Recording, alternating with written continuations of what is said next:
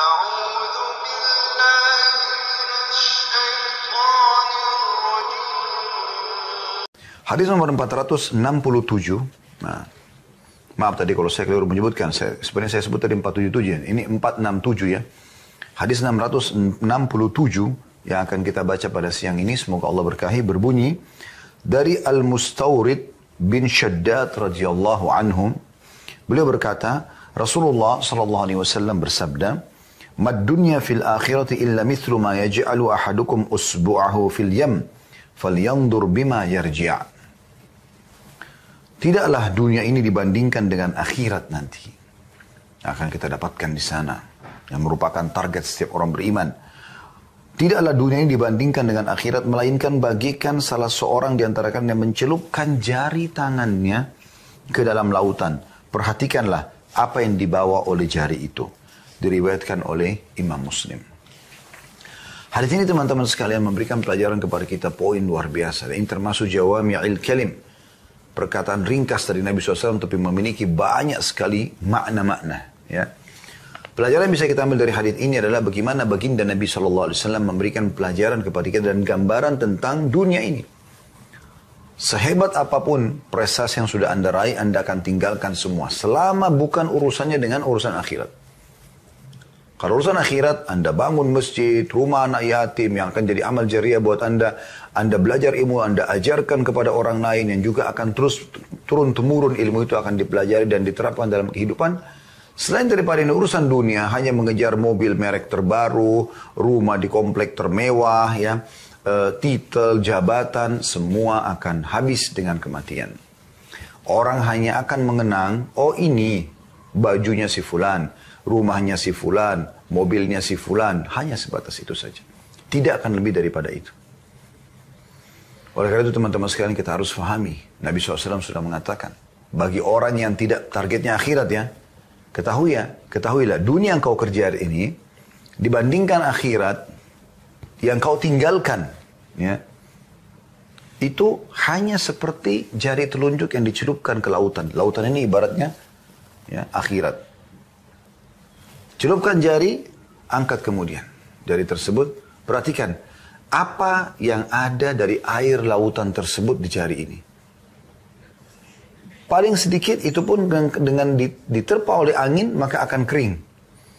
Inilah perumpamaan dunia, basahnya air yang sedikit di jari kita itu. Dan akhirat adalah lautan yang luas itu. Coba ambil pelajaran teman-teman. Bagaimana baginda Nabi SAW memberikan perumpamaan yang sangat detail. Artinya sulit untuk dibandingkan. Kalau Nabi SAW mengatakan perumpamaan dunia dibandingkan akhirat adalah seperti jari dicelupkan ya, atau diletakkan di air di atas sebuah sendok. Misal contoh. Maka mungkin perbandingannya tidak terlalu besar karena tetesan air di jari kita. Ya, apalagi kalau bukan di lautan ya, di sendok saja.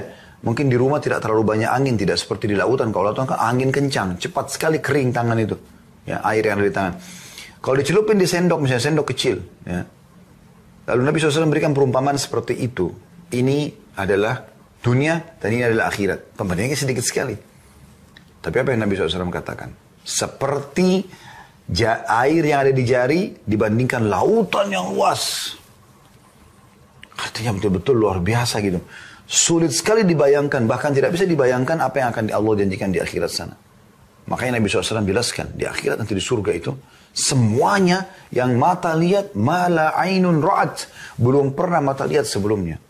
Semua yang akan didengar oleh kuping, wala udunun sami'at, tidak pernah kuping dengarkan. Kita terkagum-kagum terus gitu.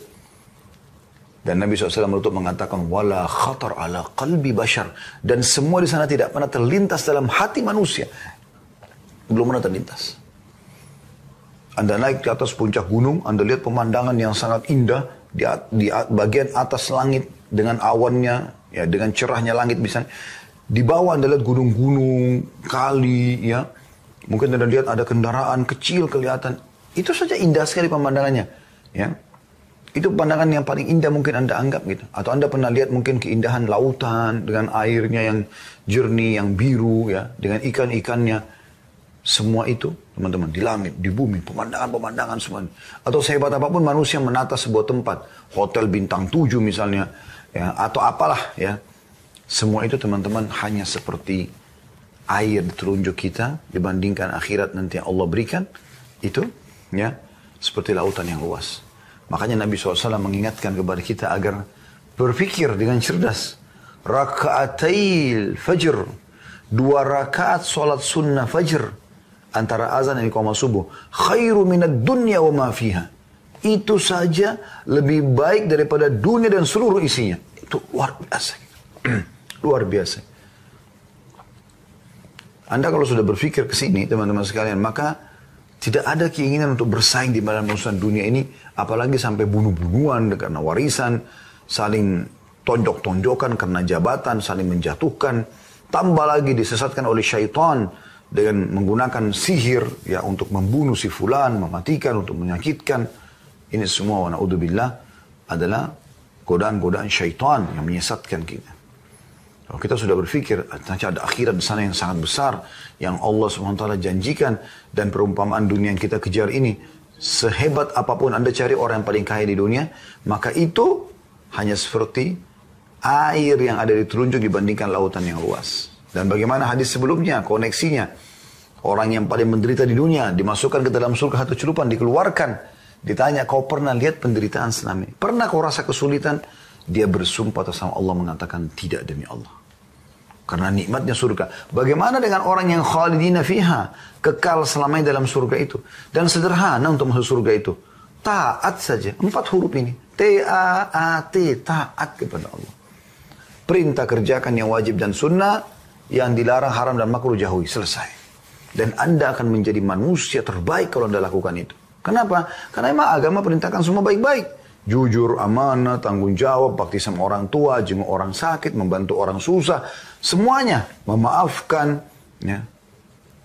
Dan semua yang dilarang, menggunjing, memfitnah, memukul, mencuri, ya, menghina, segala macam, itu dilarang.